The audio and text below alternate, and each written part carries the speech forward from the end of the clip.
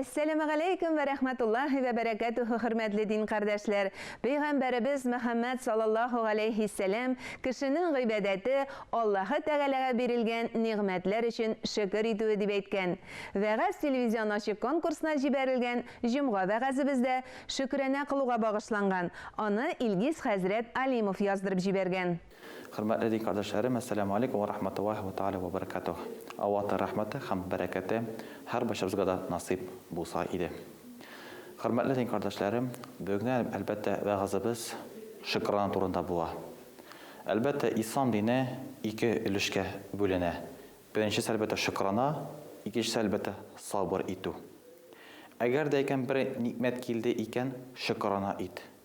Ağır kildi iken sabır et. Cemaat kübemiz biz bugün şükrana uğradana, sabır etü uğradana biz kübemiz zarvanabız. Nik mundu ağır kildi, beyler küterile. Nik biz şimdi ağır turmuşta deyip biz zarvanabız. Ailedegine alsak da hala cefetimiz kaça bizge temli şey yasabire biz eytebiz. Nik şeyin temsiz deybiz. Rizigin tozsuz deyip biz zarvanabız. Babalarımızga biz avarga talepler koyabız. Sen tiyeş deyip eytebiz. Kaçın biz özümüzün babalarımızga rahmet eyttik. Hatırımızga kaçın rahmet eyttik. İrimizga kaçın elbette rahmet eyttik. Eğer de hatın kız kaçın özün irine rahmet eyteyken ir kişi tağlarını köşerek elbette ezir. Bugün elhamdülillah biz bir batur turmuşta yaşayız. Eğer de 20 yıl artka biz eğlenip karasak bizim ebi babaylarımız monti matur turmuş görmegenler. 90'lı yıllardagana bir şehirde bir iki mahalle bulgan, bir iki meşit bulgan.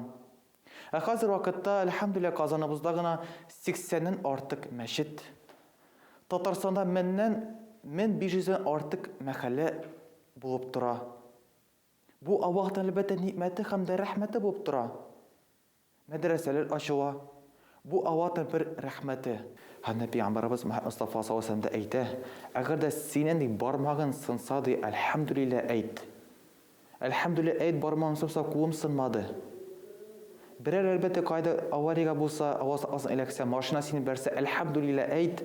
Yanımdaki babam sağ selamet kaldı, hatırım sağ selamet kaldı, üzüm sağ selamet kaldım deyip elhamdülillah eyt. Hem Peygamberimiz sallallahu aleyhi ve sellem de eyte. Eğer de kişi de ez nikmetke kanaat bulmasa, uzurga da kanaat bulmaz di. Eğer de kişi bütün kişiye rahmet etmez, rahmet bildirmez di, o Allah subhanahu ve teala da rahmetin etmez di, rahmetin bildirmez di. Şuna kadar hürmetli kardeşlerim,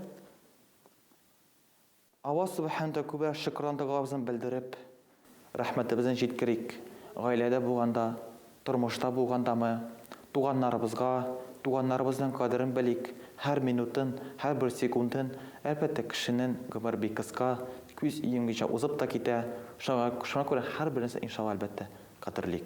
Şundan cemaat ve gazabız. Tamam. Esselamu Aleyküm ve Rahmetullahi ve Teala ve Berekatuhu. Allah'a şükür kılıp, rahmetli bulup yaşarga yazsın diyen tilekte bugünge sağ bullaşam. Esselamu aleyküm ve rahmetullahi ve berekatuhu.